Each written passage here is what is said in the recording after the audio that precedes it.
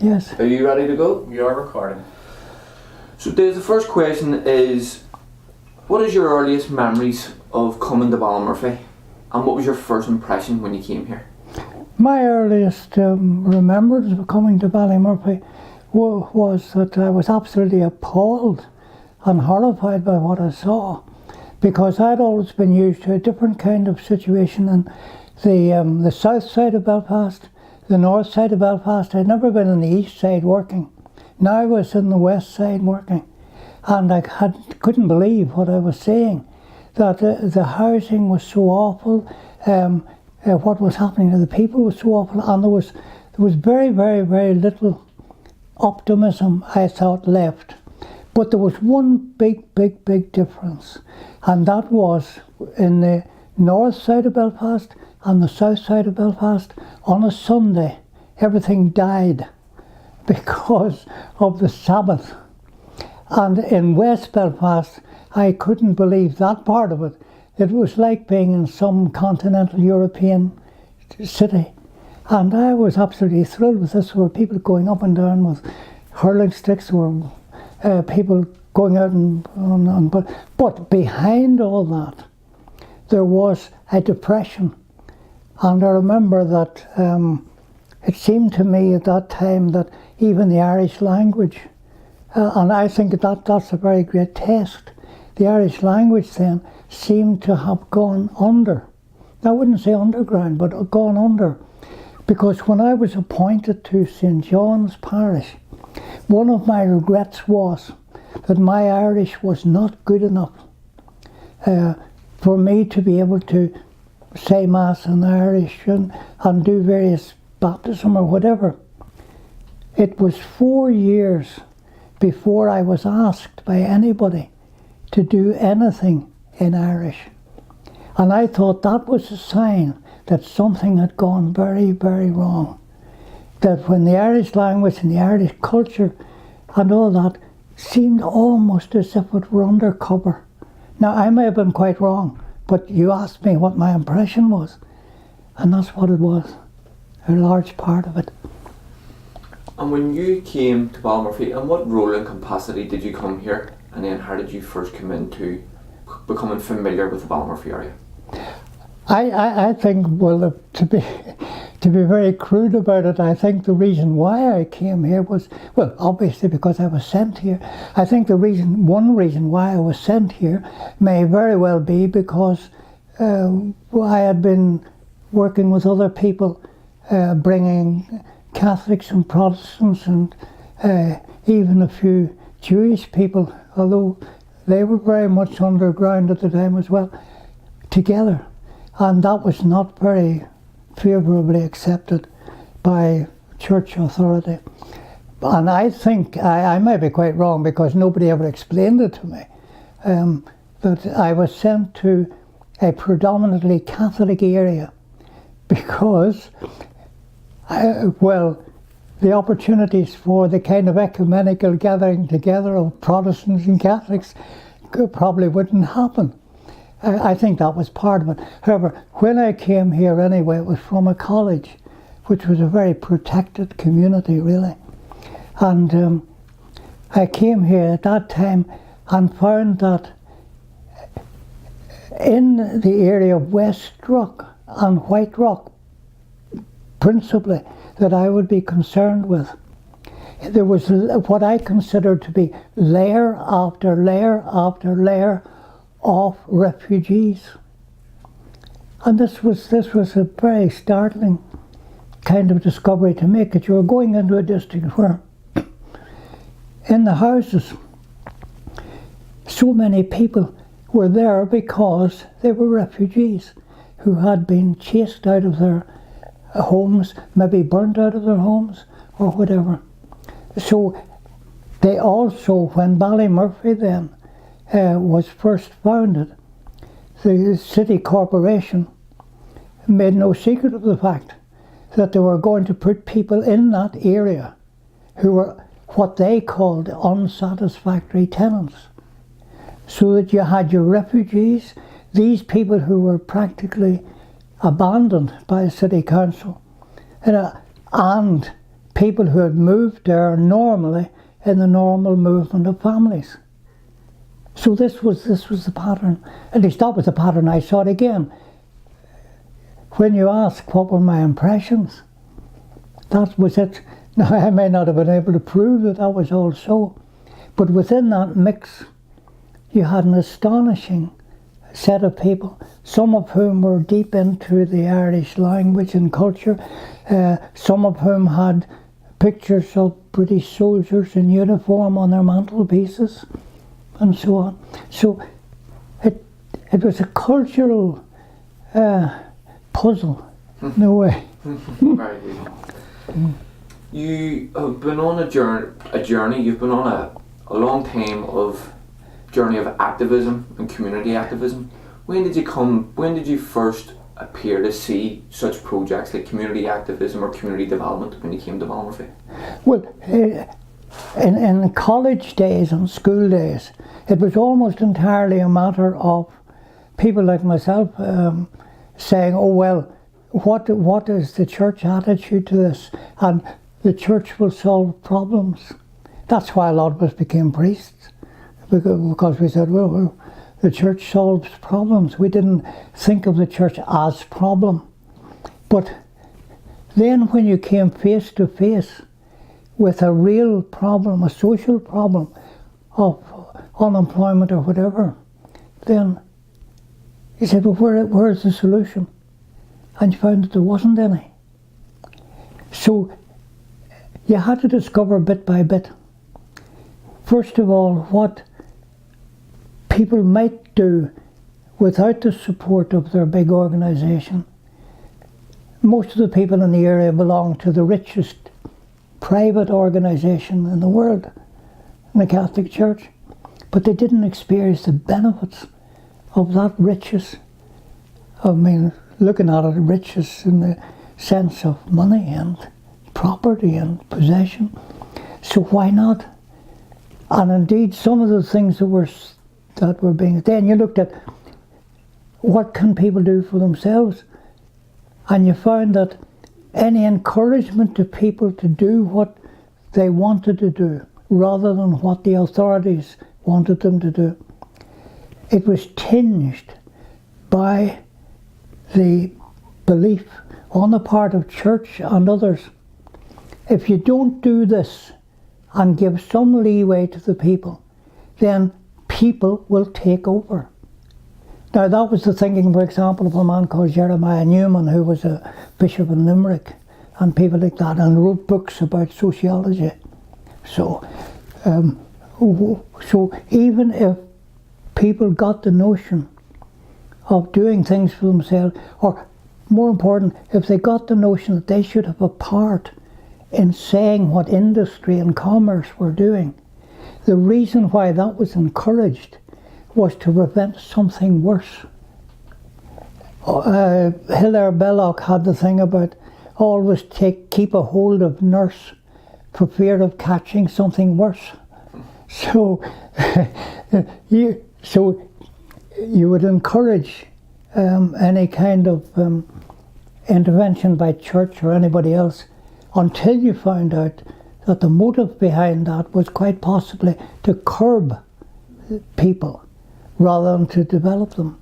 So all this stuff, it's really, in a sense, I think, when theory in the church, and there was plenty of it, there were encyclicals, there were all kinds of things, when theory comes up against practice, which is going to blink first?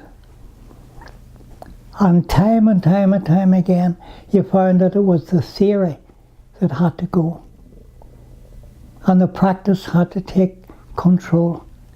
Now, people never really succeeded in all that, but that was what lay at the back of a lot of the thinking of that time. So a lot, the theory, in essence, I'm trying to get here is what motivated you. That sociology, that theology of the church. But you developed a practice in yourself and developed a practice for yourself. What was the motivation for you to be involved in that more community end of activism, that motivation to go more into the street? What I was concerned about, I think most of all, was being a member of an organisation of nearly 2,000 years experience and a lot of money and a lot of expertise, founded universities, did all kinds of things. This organisation, all right, what can we get from it in order to make a better situation just right here?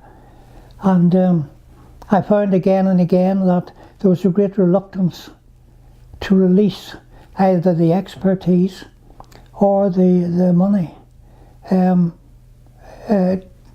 to create an initiative whereby something positive could be done. Now, it wasn't a question of saying we'll get people together and we'll have, you know, meetings and say we'll found a cooperative. It wasn't like that. It was bringing people together who were looked upon as experts and people who were looked upon as having some control of the resources of the church, and trying to get the whole lot of us together to release those. So we asked churches in foreign countries, in America, Germany, at different times in the next few years. And we found that again and again there was a reluctance to release those resources. So what do? Gradually, I think, some of us just got to the point of where you have to try and see what initiatives can be taken by people themselves. And naturally enough, the eye always fell upon the cooperative idea, because in Ireland it had always excited people's imagination. I know there was a what did they call it, a commune in Limerick at some stage. Yeah, right. There was a commune in Cork at some stage. And of course that was very unpopular. And there was also the man in Cavan who was exiled by the government without any law. I forget his name just at the moment. Jimmy's Hall. They've made a great film about it. Yes, that's right. Yes, Jimmy Gradden. Okay, yeah, exactly. Yeah, that's right. He was exiled without law, without process, and without justification.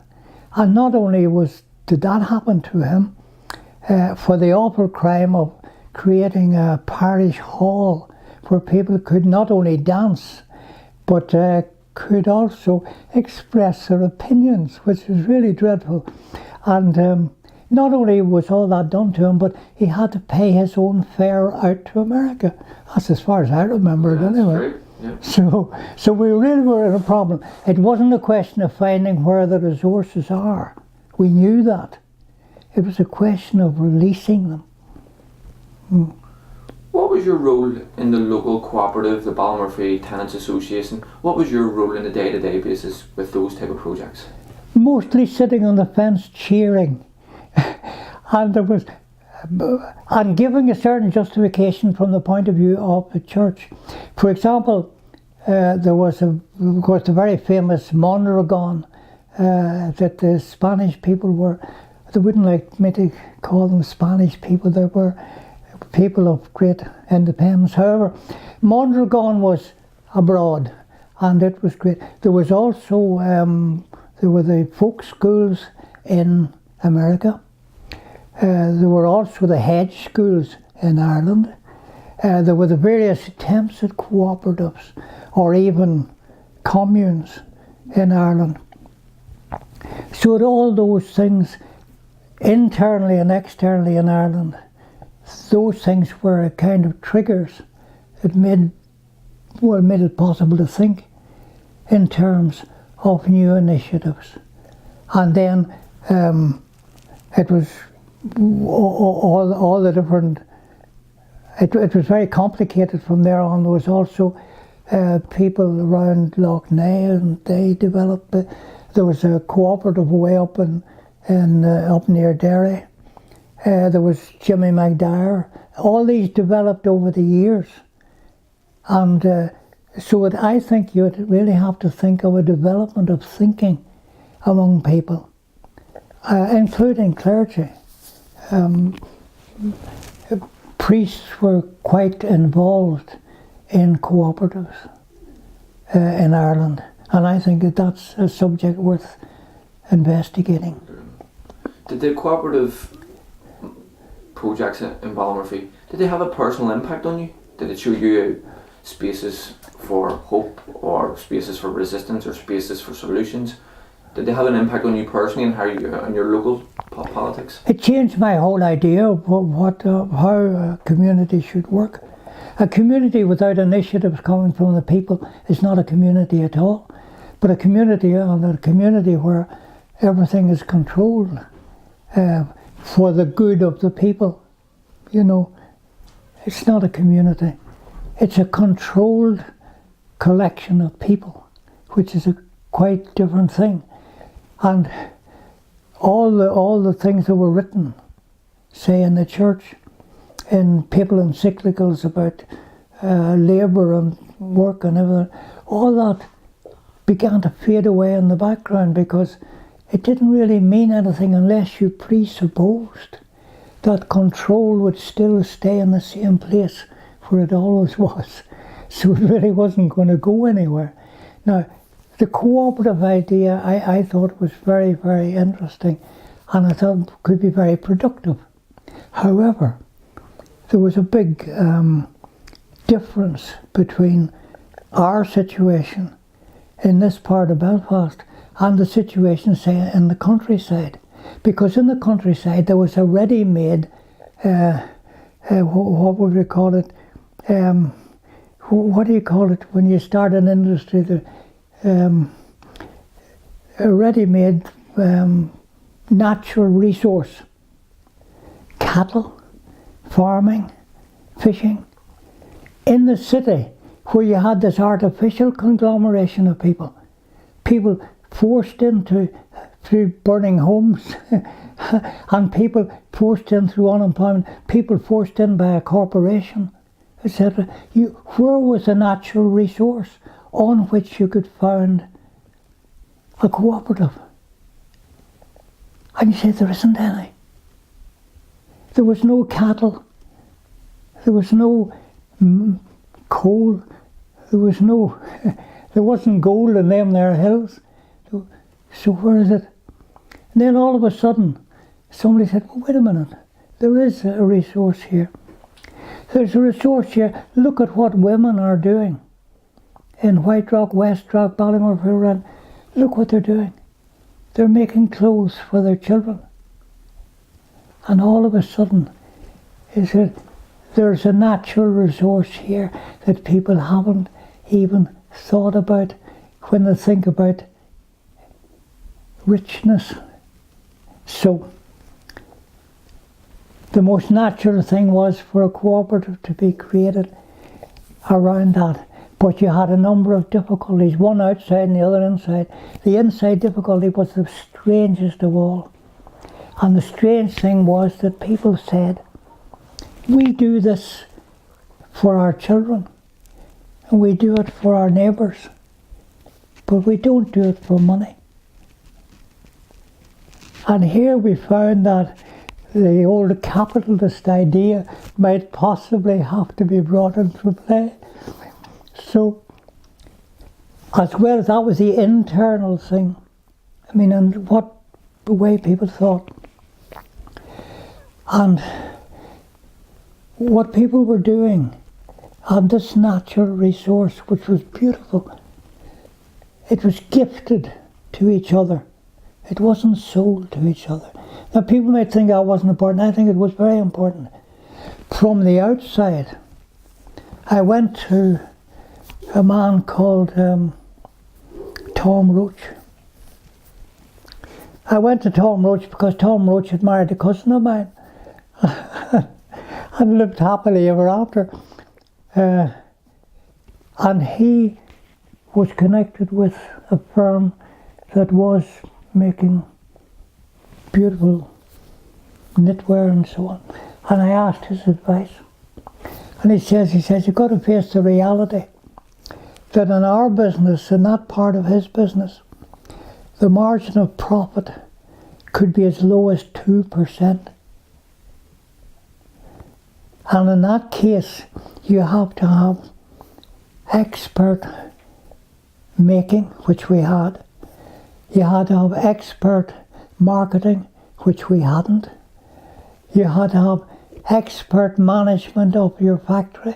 We didn't even have a factory, etc. And once you had your factory, you had to have expert machinery. There was a man who was visiting in the very early stages of cooperatives here, who from Moscow.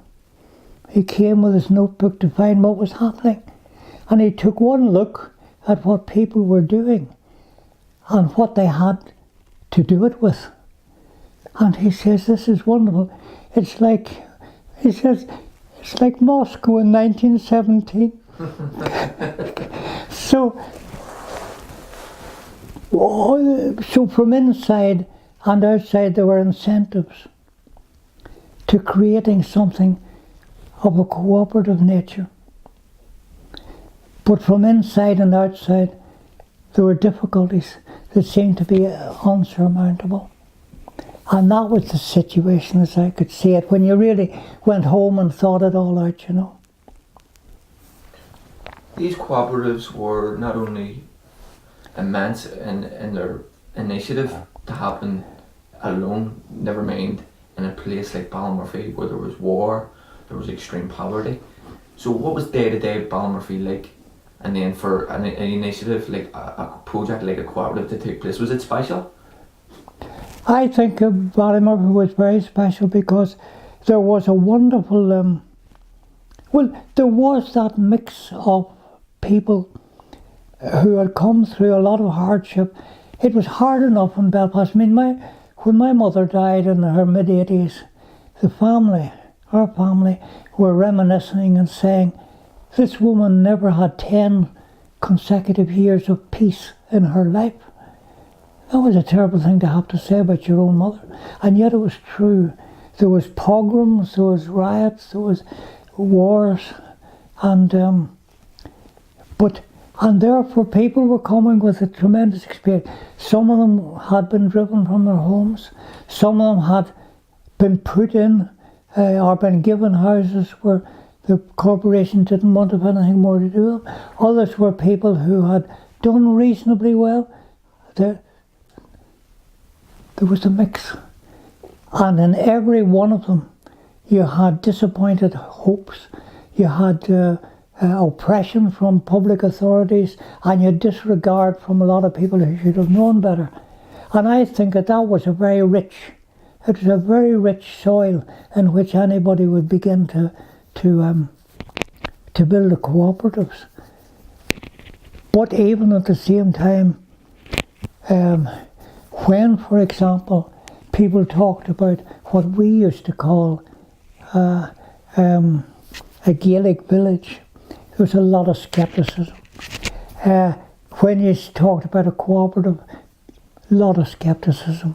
And a lot of it came from within, the Catholic community, because they've been so convinced that it's a good idea, but it wouldn't work. It was psychological, really. But underneath all that, there was what's still important, most important.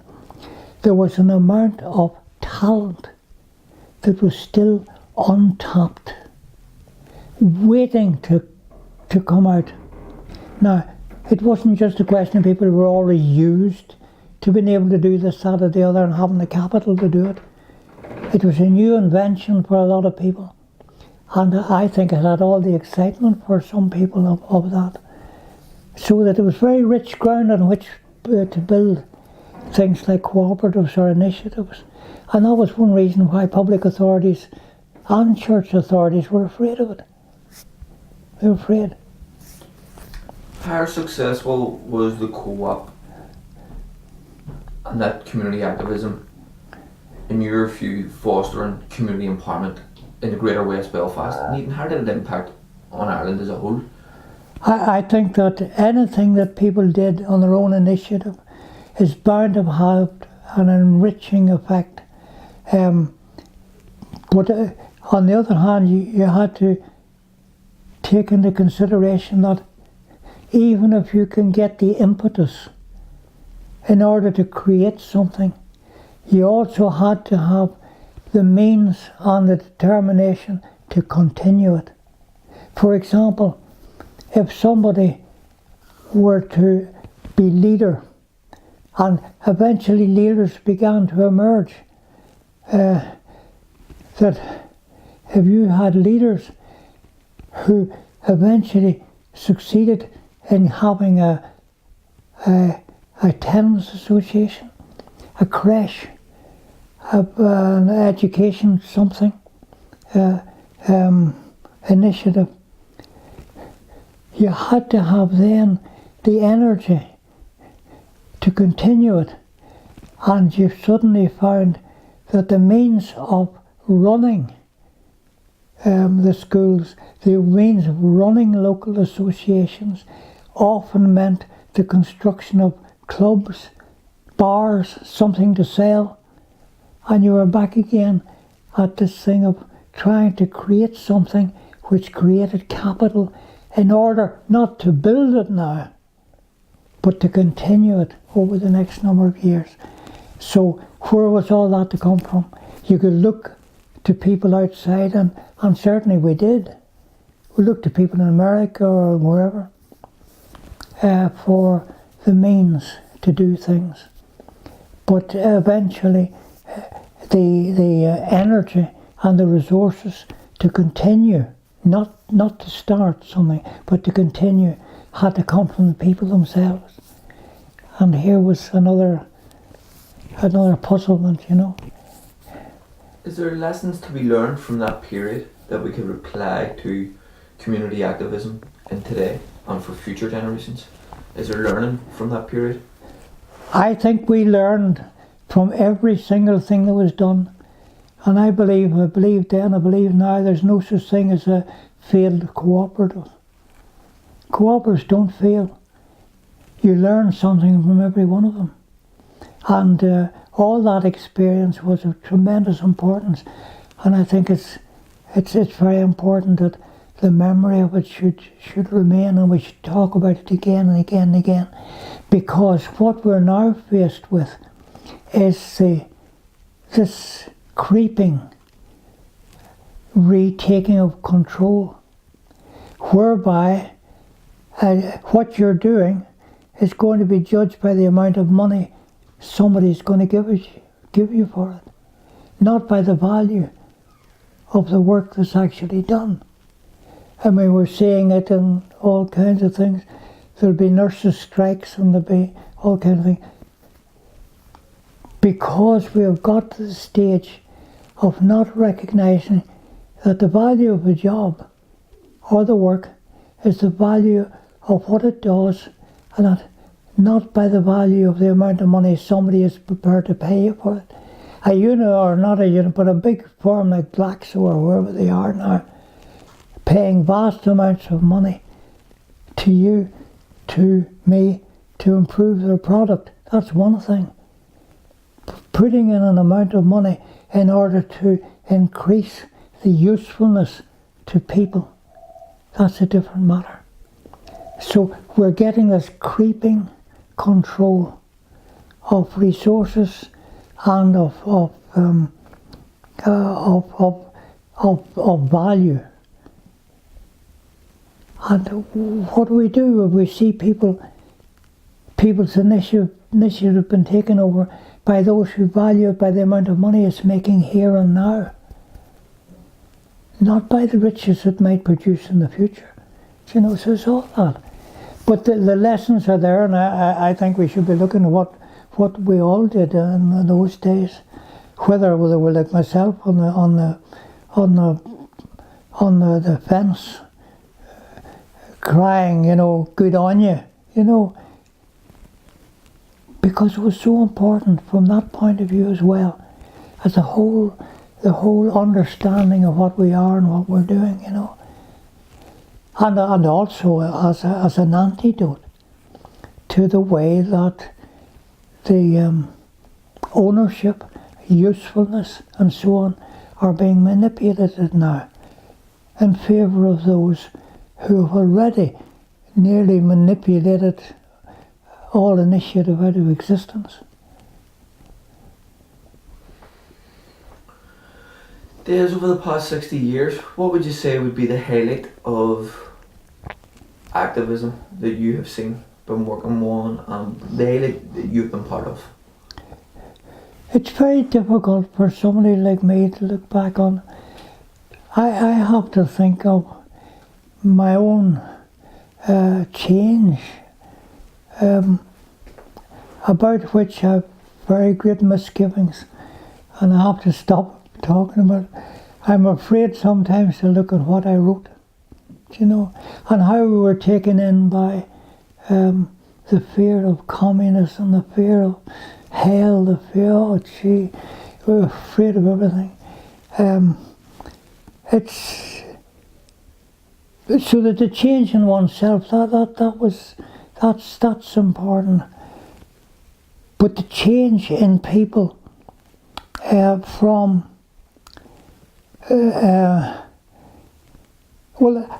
summing it up, and I think it's fair enough to say the change from we're looking for the right people to govern us, that being changed into we're not looking for that at all, we're looking for how to govern ourselves. I think that sums it up as far as I'm concerned. And that applies to individuals, and it applies to communities. And people think it's a great thing to have books of rules. So it is. But I think there's more opportunity now in many things for people to make moral judgments on their own responsibility. And that's a new age almost. So people are not saying, I do this because I've been told it's the best thing to do. I'm doing it because I have found out one way or another that that's the best thing to do. So I think there's a whole new age in thinking, and a lot of it came from that age of people beginning to stand up and say, I must make a decision, and the decision has to have importance not just for me, but for the people coming afterwards. That leads us probably into the next and last question. What vision do you have for our community in the years ahead, and how do you see this place and society in general progressing? Well, I always believed that at first it seemed to be just a sort of propaganda thing. I always believed that West Belfast had the capacity to be one of the most beautiful, if not the most beautiful, parts of Belfast. Because here we are between a beautiful mountain and a beautiful valley. What on earth could you want? Come down from the airport, down the winding road down, and look down and see what's down there, and the Belfast Lock and all the rest of it. And this is a beautiful place. Now it's becoming more and more beautiful. And but I also believed and still believe that it has the capacity to be one of the most, if not the most, individually prosperous areas of the city, because there is this amount of not just talent, but unused talent as far as the public authorities are concerned, as far as industry or anything else is concerned. It's there. It has been bottled up and caged for so long. Now's the time for the liberation, and this sounds very much as if somebody is preaching liberation theology or something, but now's the time when all of this is not just going to burst out, but it's going to come and flower. And therefore, it was quite rational. It wasn't just propaganda. that this could be, in West Belfast as a whole, could be, if not the most beautiful, one of the most beautiful and most prosperous parts of Belfast. I still believe that's so, and I hope it'll be so. And why shouldn't it be so? Just right. Mm. Happy enough? Did you get all you wanted? I got all I wanted. I hope I'm not blathering too much. No, you done brilliant.